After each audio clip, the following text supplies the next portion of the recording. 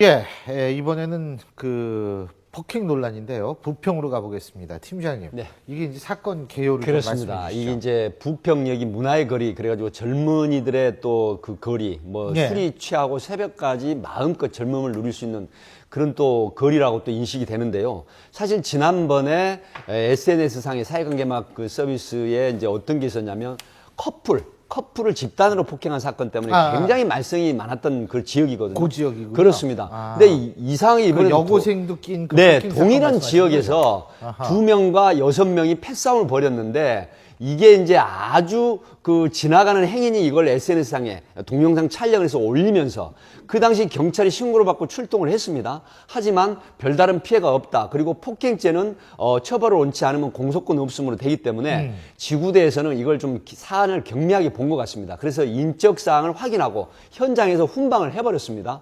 그런데 지나가는 행인이 이걸 SNS상에 올리게 되면서 전국적으로 파장이 일어났습니다. 아니 현실적으로 아무리 심야하지만 젊은이들이지만 이렇게 많은 패싸움을 함에도 불구하고 처벌도 받지 않고 또 버젓이 많은 사람들이 지켜보는 가운데 이런 폭력 행위가 일어났다는데 제재가 되지 않았느냐 하는 이런 부분들이 굉장히 전국에 파급력을 줬죠. 그래서 경찰이 결국은 수사를 해서 불구속 입건을 한 그런 사안인데 아마 여러 가지 문제점을 지금 안고 있습니다. 그 폭력 행위 등 처벌에 관한 법률이 개정되면서 그냥 폭력에 대해서는 반의사 불벌죄라고 해서 처벌 원치 않으면 안 되는데 그전에는 밤중에 여러 명이 폭행을 하면 이거는 본인의 불처벌 원하는 의사 관계 처벌 받았거든요. 그러니까 이제 물론 이제 그렇게 될 경우에 사소한 폭력이 다 처벌받게 되는 그런 것 때문에 법을 개정했는데 또 이런 걸 보니까 어떤 부분에서는 이런 그 집단 패싸움, 사실 주위 사람들에게 많은 불안감을 조성하는 거 아니겠습니까? 이런 부분에 대해서는 그 법 개정을 다시 한번 고려해 봐야 될 것 같습니다. 근데 2대 6으로 싸웠다. 그러니까 싸우신 두 분은 이건 굉장히 싸움 잘하는 모양이죠. 지금 이제 그 한쪽이 조직 폭력배 추종 세력으로 나타났습니다. 추정이요? 예, 추종. 추종. 우호 세력이죠, 쉽게 우호 말하면. 세력? 예. 조직 폭력배는 조직원, 그러니까 쉽게 말하면 경찰에서 관리하는 조직 폭력배는 아니지만 준 조직 폭력입니다. 쉽게 말하면 관리대장 조폭, 이름이 있는 조폭과 어울려 다니면서 이 조직 폭력배 활동을 하는 사람으로 나왔거든요. 그렇지만 양쪽이 사안이 중대하지 않고 또 어떤 피해 서로 처벌 의사를 밝히지 않기 때문에 입건해서 불구속 기소 의견 송치를 했지만 뭐 구속이 된다라거나 이런 상황은 아닌 걸로 그렇게 밝혀졌습니다. 근데 일반적으로 어떻습니까? 이런데 이 경찰에 계실 때 예를 들면 저렇게 길에서 패싸움이 나왔어요. 출동을 하지 않습니까? 네. 그러면은 거기 이렇게 앉아서 뭐 커피 이렇게 닦으면서 그냥 우리 다 끝났으니까 가십시오. 그러면 경찰 그냥 실제로 이번에 그러세요? 그러고 가는 거예요? 이번에 대응이 잘못됐습니다. 대응이 객관적인 문제가 말씀을 있죠. 드리면 그렇다고 하더라도 현장에서 인적사항을 확인할 게 아니고 일단 동행을 해서 그다음에 지구대나 파출소에 와서 모든 사안을 파악을 한 다음에 이건 처벌할 필요가 있다고 판단되면은 그 당시 지금 폭처법 3조에도 보면 집단적 싸움에 대해서는 이 처벌할 수가 있거든요. 그러니까 그 당시 1대1이나 2대1로 싸운 자체를 별 피해가 없고 처벌 얹지 않는다 그래서 현장에서 훈방을 했지만 그 사람들을 전부 동행을 해서 인적사항이라든가 그다음에 수배 관계라든가 이런 부분을 확인한 다음에 그렇게 하고 이후에 적법 절차한 처리를 했어야 되는데 현장에서 물론 신고가 부평이 굉장히 많이 떨어집니다. 112 신고가 200여 건 이상이 떨어지는 곳이기 때문에 굉장히 업무적으로 바쁘고 또 치안 인력이 부족한 건 사실이지만 대응이 좀 잘못되지 않았나 그런 분석이 가능할 것 같습니다. 자, 이제 제가 두 분께 한번 여쭤보는 게 뭐 이런 질문은 옛날에 패싸움 해보셨어요? 뭐 이런 질문이 아니고요.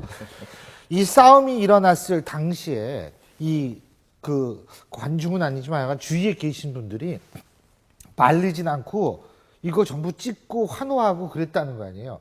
자, 이런 현상은 어떻게 보세요? 근데 저기가 어느 장소와 시간을 봐야 되는데 예. 이게 심야 시간이고요. 그 문화의 거리라고 하는데 이제 흥청망청 거리예요. 그 시간 되면은. 그러니까 다들 거의 취객들이고 그러니까 이게 무슨 격투기 뭐 이런 거 보듯이 이걸 지금 저 옆에 사람들도 대한 건데 좀 그렇죠. 좀 씁쓸한 생각이 들죠. 예, 신고라도 빨리 해서 그렇죠. 대응을 했었어요. 제가 사실은 방송 들어오기 전에 백기종 팀장님하고 그런 이야기 잠깐 했었는데 사실 저렇다고 해서 저걸 또 말리로 함부로 가서는 안 된다 그러더라고요. 왜? 잘못하면 피해자가 되는 건가요? 예, 그 설명을 잠깐 드리겠습니다. 시청자분들이 예. 도움이 되시도록. 예. 이게 이제 1대1 싸움 같으면 말려도 좋습니다. 하지만 2대6이나 저런 형태의 패싸움을 말리게 되면 오히려 지금 만취한 상태가 대부분이거든요. 그 시간에.